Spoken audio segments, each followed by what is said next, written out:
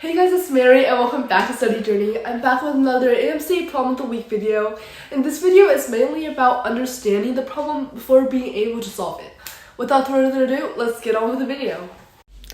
This is AMC 12B Problem 5 from fall of 2021.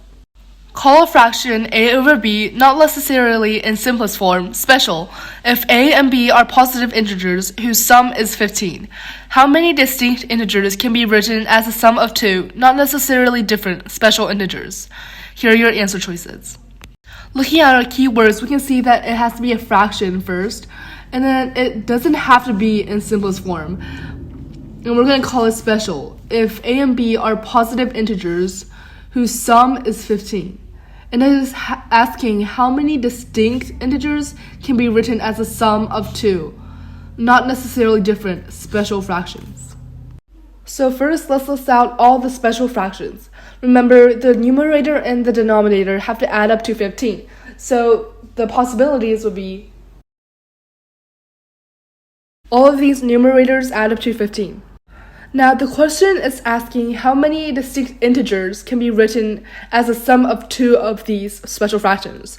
So the key is that the sum has to be integers. And so when we are adding two of these fractions, we can first rewrite them into simplest form so it is easier to see which one can add up together. So in simplest form, these would be these numbers. We have to note that two unlike fractions in the simplest form cannot sum to an integer. What this means is that if their denominators are different here, them added up cannot be an integer. So that means we can only consider the fractions whose denominators appear more than once. For example, 1/2 and 1 1/2. Canceling out the fractions like 1 1/14 and 2 1/13, we can get the numbers. So now we can put these numbers into sets so that they have the same denominator, starting off with the whole number set. And then the denominators of 2 and the denominators of 4. So we have to look for each group, how many different sums can there be from two elements from each set. So for the first one, we can do 2 plus 4 and then that would be 6. Or we could do 2 plus 14 and that would be 16. And then 4 and 14, etc. Notice how it says how many distinct integers can be written as a sum of two not necessarily different special fractions. That means it can also be 2 plus 2 and 4 plus 4 and 14 plus 14, which would be the other three numbers of the sums. So 4, 8, and 28. And these would be the numbers that we can get from this set. And then we can do the same for these two.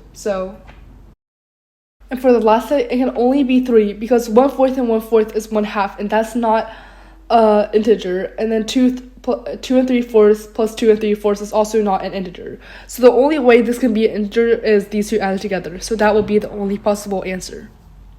Now, the question is asking how many distinct integers. We have repeated this problem many times, and we can see that this is the most important part of this problem, is understanding the question. So, how many distinct integers?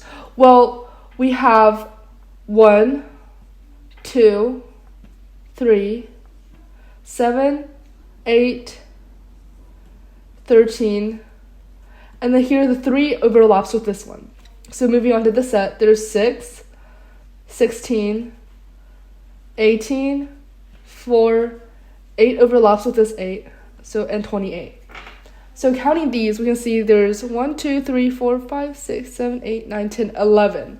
So there will be 11 distinct integers.